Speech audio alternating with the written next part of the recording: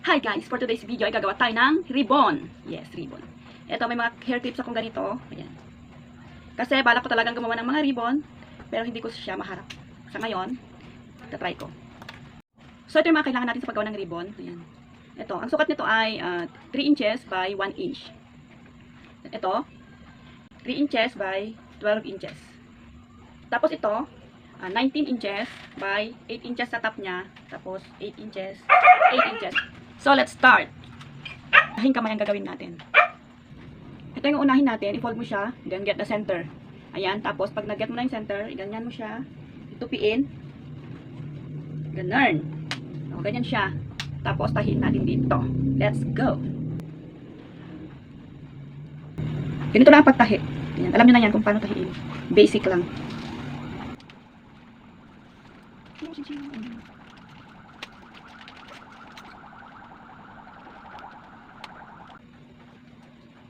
So, ganito na siya. And then, ibuhol and then i-cut. Then, let's continue.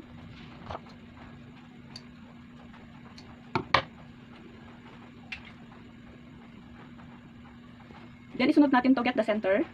Yan. And then, sa center, tatahiin natin ulit siya ng tahing kamay. Ganyan mo lang siya. So, ganyan yung kalalabasan niya.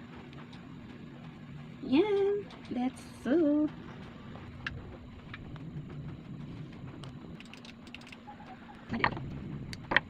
Ito na siya mga mams. Yan. And then, next is, ipapatong na natin ito. Patungin lang natin and then, ibuhol ulit ng sinulid. Para matibay ang ating gawa. Ganito na siya mga mima, diba? Ang cute na. Hindi pa tapos yan. Ito na siya and then, ang next na ilalagay natin ay itong clip dito. Ididikit natin ngayon ng glue gun. Yan, tanggalin muna natin ito. Ayan. Tapos, ididikit natin dito.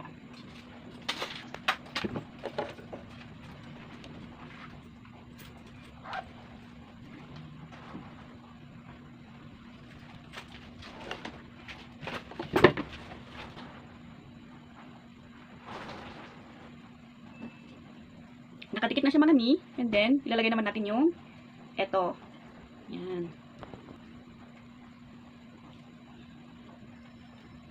Ganito siya. Ganyan. Then, charan, dito. Ayun, ididikit natin ganyan sa, ididikit natin ng glue gun. So, ito na siya. And then, kapag nailagay na natin, so, this is the time nilagay natin yung nasa loob ng ipit. Ayan, yung tinanggal natin kanina, ilagay mo dito. Ay, ito na siya mga mi. May ribbon na tayo. Ayan.